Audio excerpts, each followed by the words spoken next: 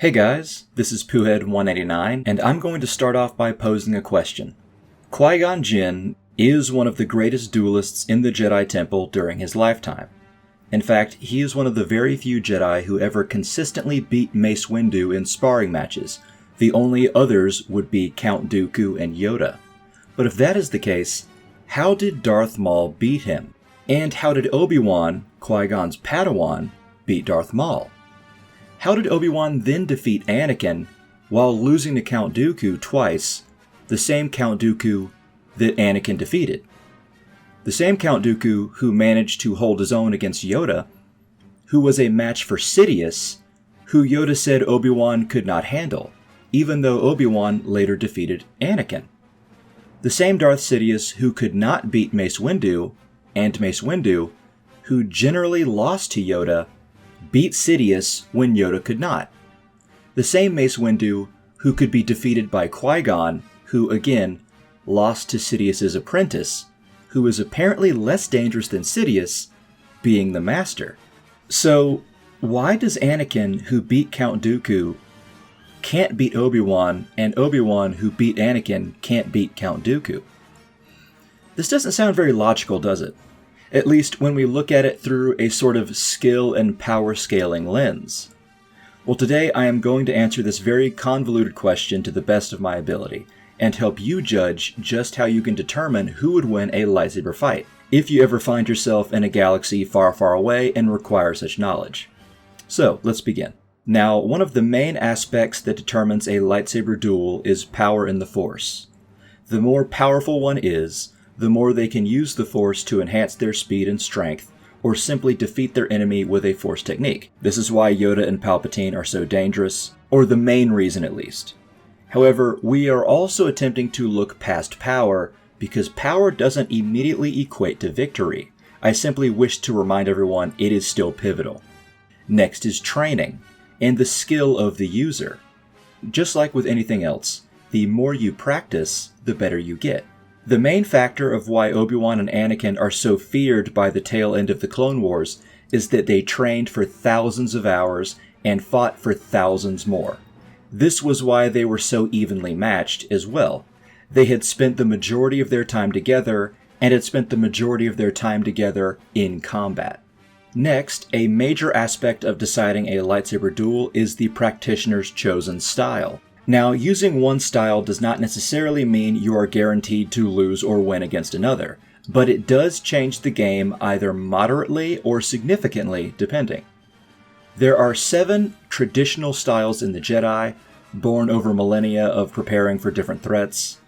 In the waning years of the Old Republic, Mace Windu developed an 8th form called Vapad, developed from the 7th style Juyo. And there are various more niche subforms and styles used by the Sith, or for different situations like dual wielding. As I alluded to, some styles are good against others, and sometimes, if someone is fighting another who is utilizing a style they aren't familiar with, they'll be on a back foot, as they'll be unable to read their opponent's moves as easily. And finally, the last large factor is the Force. And no, I don't mean power in the Force. I mean the Force itself. As the Jedi say, it has a will of its own. Now, whether it is sentient is another matter, but it's best to think of it like a ship on the sea, the Force being the sea. A ship can head across the ocean in as straight a path as it determines, but whether it arrives at the right location, or if it arrives at all, depends on the weather and the waves. The Force acts as those, the weather and the waves, particularly in combat. To bring up Anakin and Obi-Wan again, as Obi-Wan and Padme were en route to confronting Anakin on Mustafar, Obi-Wan was having doubts on if he could win. Now obviously he does win, and he is one of the most skilled lightsaber practitioners of his era, and perhaps even ever. However, Anakin's power was growing day by day, and Obi-Wan also believed he might hesitate in the fight because of his brotherly love for Anakin, and so he decided to just let go. He decided to become a vessel of the Force. You see, while much of Jedi philosophy harkens to Buddhism, letting the Force guide one's steps is much like Christian theology.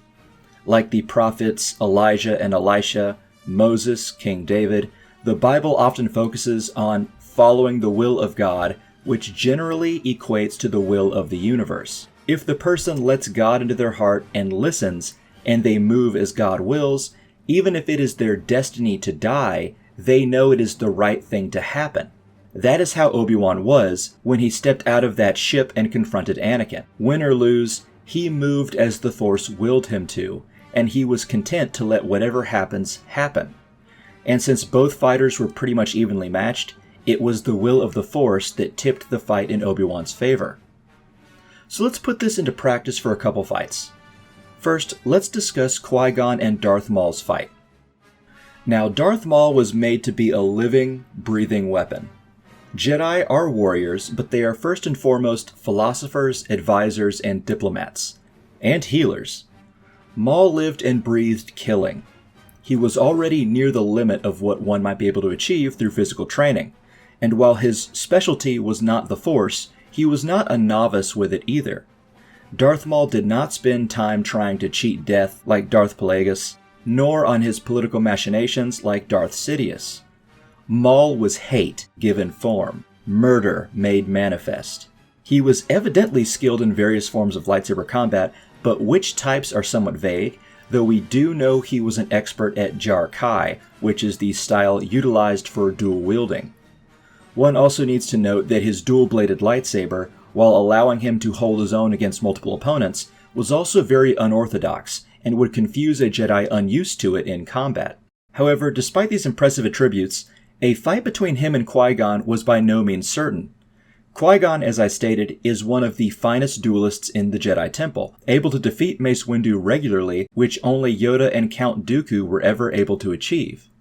Even Sidious was intimidated by QuiGon, both for his lightsaber skills and his power with the Force. And he was right to be afraid, as even in death, QuiGon was the first in millennia to learn how to come back as his conscious self in the Force. He was trained by his mentor Count Dooku, and sparred often both with Mace Windu, as I said, and Jedi Weapon Master Anun Bondara, though he of course faced off against many others as well, usually coming out the victor. Now, QuiGon was proficient in numerous styles, but his main lightsaber form was Form 4, Ataru. Now, Ataru is generally an extremely acrobatic and aggressive stance, something he utilized to great effect in his youth. However, as he grew more attuned to the Force and aged a bit, he became more grounded in his fighting, and converted Ataru into a rare subform where he uses heavy, two-handed slashes and cuts with flourishes to guard his flank. It puts the enemy on a back foot, and in most opponents he simply tears through them with the assault. This is why during the fight with Maul, the Sith Lord was constantly being pushed back because Qui-Gon's favorite form was bold and energetic, meant to push. However, this form does have two weaknesses. One, it requires a good deal of space to be effective, because his cuts are usually fairly wide, and two, it requires a great deal of stamina and energy. At the last part of the fight, Qui-Gon had neither. However, it was a great feat that he had pushed and pushed Maul with such a strong stance for 15 minutes or more without a breather, something only a master could achieve during a fight for their life. But contrary to what people might think, Maul considered it a fight for his life too. In one source, Maul thinks back to the duel and considers Qui-Gon a true challenge, one of the few times he wasn't sure if he could win. And when Maul used the large hilt of his lightsaber to stun Qui-Gon before he dealt his lethal blow, he felt like it was a cheap move he had to take, or he would have died.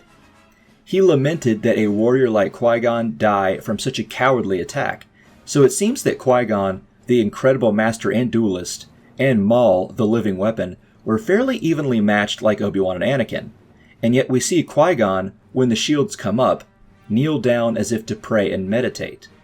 It appears that he is doing what Obi-Wan does before he faces Anakin, letting the Force decide, and it decided upon Qui-Gon's death, followed closely by Maul's bisection, though whether he dies is based off of what continuity you follow. Now let's do another comparison. Let's look at Count Dooku and his fights. You see, Count Dooku, like his apprentice Qui-Gon, was extremely powerful in the Force and an even better duelist. In fact, Count Dooku's specialty is Form 2, Makashi, a form made specifically to fight and win lightsaber duels. You had a harder time deflecting blaster shots with it, or facing against more varied weaponry, but it was superb against other lightsabers. And Count Dooku was the master of it, at least for his day. His mastery of it was how he could cut through Obi-Wan, Anakin, and even hold his own against Yoda. In fact, Count Dooku's mastery of the form, along with his strength in the Force and his charisma, were the reason Sidious made Dooku his ally, because he was wary of Dooku himself. It was only because Sidious had been a part of the dark side longer and had secrets Dooku wished to learn that Dooku allowed himself to be the apprentice. But if that's the case, then how does he manage to knock Obi-Wan away, but he inevitably loses to Anakin in their rematch on the Invisible Hand? Well, Anakin on Geonosis had used Ataru, Form 4, and Jar-Kai when dual-wielding against Dooku, but the Count was easily able to deflect and counter both, as well as defeating Obi-Wan. And even if Anakin did double his power by the time he fought Dooku for the last time, what matters were two things. One, Anakin had become extremely proficient at Form 5, which has two variants, Shin and Jim So, particularly Jim So, at least for Anakin's case. Now, this form and subvariant of the form had many of the advantages of Soresu Form 3, but it placed an emphasis on powerful counterstrokes and ripostes. Both strength and speed were required to immediately follow up a block or parry with a powerful series of strikes before enemies could prepare their own defense, something Dooku lacked in his age, and once locked in melee, a Jimso fighter moved little except for what footwork was required to press the assault against a foe. Dooku's Makashi, though it's quite good against all forms, was a more elegant style, a style able to pierce through Obi-Wan's Soresu with sufficient skill, but unable to keep up with Anakin's powerful attacks and formidable defense, and with his increasing strength in both body and the Force, Anakin was able to overwhelm Dooku long enough to cut his hands off and end the fight. And finally, let's do one more. Why did Ki-Adi-Mundi suggest Obi-Wan go after General Grievous, and why did Mace Windu agree for him to go, specifically? Why didn't Windu send Anakin or even go himself? Well, this is probably the easiest answer. You see, while Mace Windu might be slightly above Anakin and Obi-Wan at this time, they had learned much about General Grievous and his fighting style. They knew he used surprise, fear, and multiple attacks at once to overwhelm and butcher his opponents. While it is possible Windu could beat Grievous, and in fact he is the reason Grievous has that cough in Episode 3, it would have been risky for both him and Anakin for their similarly aggressive fighting styles. Grievous and one of the two Jedi might have simply cut each other into pieces. However, Obi-Wan was the master of Soresu, the greatest Soresu master in the entire Jedi Temple, and perhaps one of the greatest ever. Soresu, or Form 3, is an almost completely defensive lightsaber form. It is nearly impossible to get through. In fact, it would take an incredible master of Makashi, the style made specifically to find weaknesses in other forms, to even hope to get through it. Windu, and perhaps Ki-Adi-Mundi, since he had fought Grievous himself before, knew instinctively that only Obi-Wan had a chance at fighting Grievous and coming out unscathed.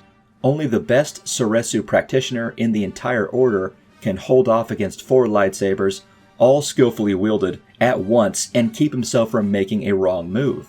It was also this superb defense that allowed Obi-Wan to hold off Anakin's assault as well until he found a weakness and exploited it, and cut off Anakin's arm and leg to leave him burning. Nice. Well, I hope all this made sense. I also sincerely hope you guys enjoyed it. I should make more Star Wars videos, but it's hard to find the time. Please like, share, and subscribe if you think I deserve it, and I appreciate all of you. Comments are always welcome too, and all of my links are down below. And always remember, What are you doing here, Jedi?